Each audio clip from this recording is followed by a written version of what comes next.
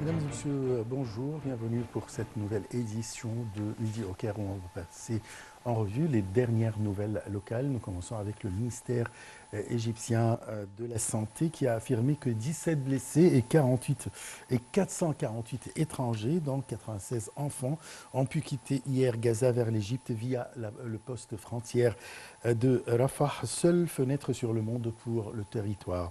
La veille, 60 Palestiniens blessés et quelques 400 étrangers avaient quitté Gaza via ce point de passage. Entre-temps, la ministre française des Affaires étrangères, Catherine Colonna, s'est félicitée depuis le Nigeria que 34 Français accompagnés de membres de leur famille ont quitté Gaza pour l'Égypte.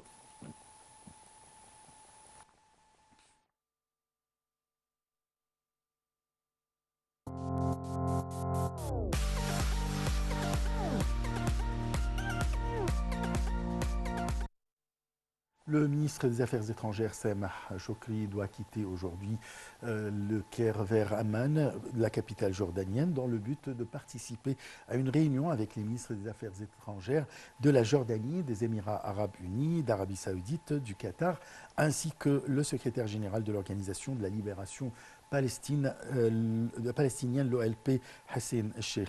Les 5 ministres des Affaires étrangères doivent se réunir par la suite avec le secrétaire d'État américain Anthony Blinken dans le but de tracer une position arabe unifiée dans le conflit israélo-palestinien.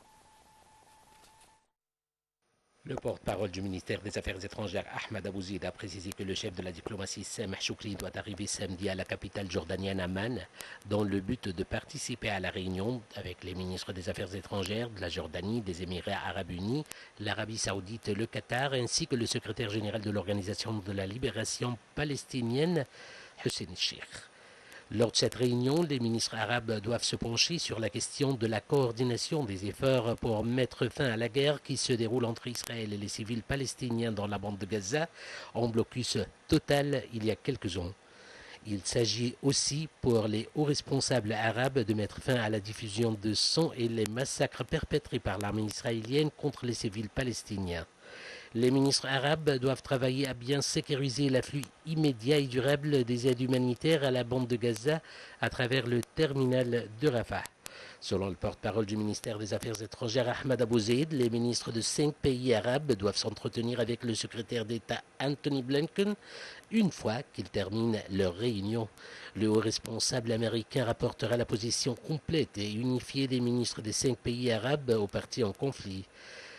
À la priorité des inquiétudes des 5 pays, c'est l'éventualité d'aboutir à un cessez-le-feu dans la bande de Gaza qui sera suivi par une possibilité de remédier à la situation humaine détériorée faute de l'escalade perpétrée par le côté israélien.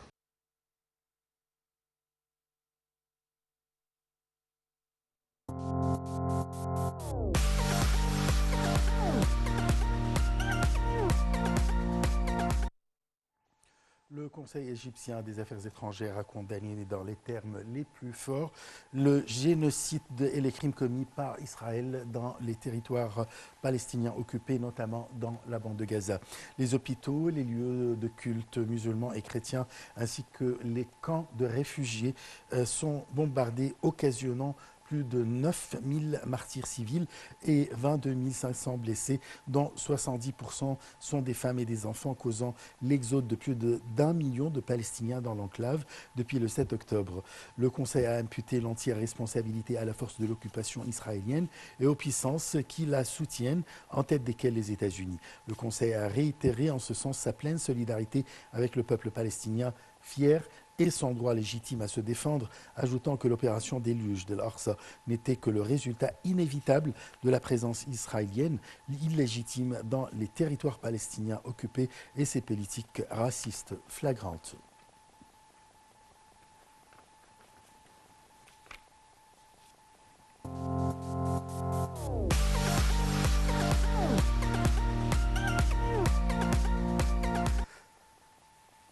Le Conseil des ministres a approuvé jeudi, lors de sa réunion, plusieurs décisions importantes, y compris le projet de décision du Premier ministre sur la rationalisation des dépenses publiques des entités inscrite dans le budget de l'État pour l'exercice 2023-2024 pour faire face aux répercussions de la crise économique actuelle. Selon le premier article du projet de décision, la rationalisation des dépenses publiques sera mise en œuvre conformément aux contrôles et aux règles liées à cette décision d'ici la fin de l'exercice 2023-2024.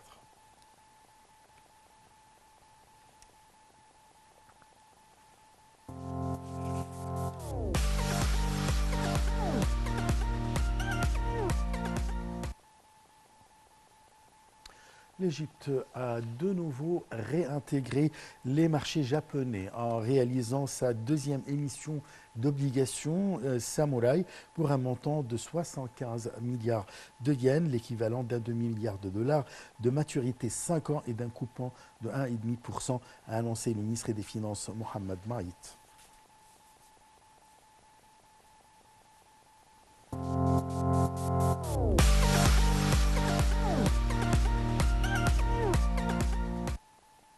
La bourse égyptienne a décidé de réformer le système actuel des échanges boursiers pour être plus conforme aux nouvelles données mondiales et pour assimiler les nouvelles plateformes d'action prévues à la mi-2024. La bourse égyptienne a décidé de réformer le système actuel des échanges boursiers pour être plus conforme aux nouvelles données mondiales et pour assimiler les nouvelles plateformes d'action prévues à la mi-2024. La nouvelle stratégie de l'EGX vise à multiplier les nouveaux dérives financiers, soit les outils d'investissement en bourse.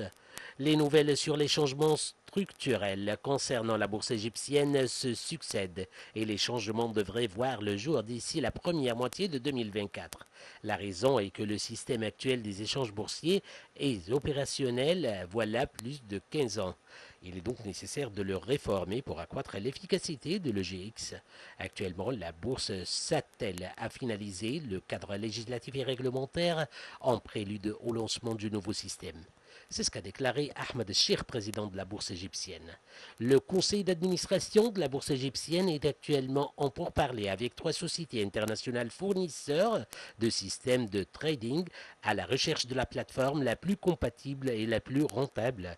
Ahmed Chir a déclaré qu'il y avait une priorité absolue liée au développement du système d'échange existant. Cette réforme constitue la première étape dans la nouvelle stratégie du marché des capitaux. Le GX cherche à choisir le système approprié et les avantages qui conviennent au marché égyptien afin de l'adapter aux impératifs des bourses internationales et des marchés régionaux dans le but de créer un nouveau système injectant plus de liquidité dans le marché à travers de nouveaux mécanismes et des techniques plus avancées tenant compte des conditions de la concurrence régionale. C'est ce qu'a déclaré M. El-Cheikh. En effet, cette étape intervient à un moment crucial car soutenue par une bonne performance de la bourse égyptienne.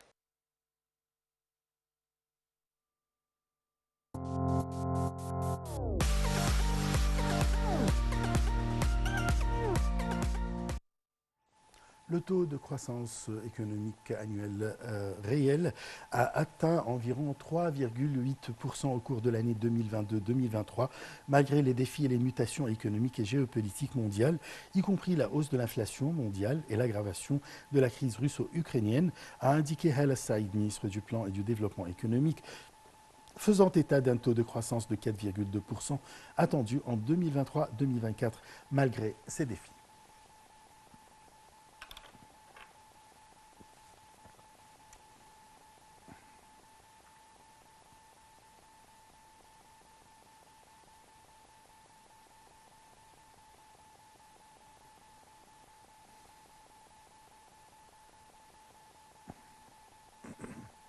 Fin de cette édition. Merci de l'avoir suivi. Très très bonne journée. Au revoir.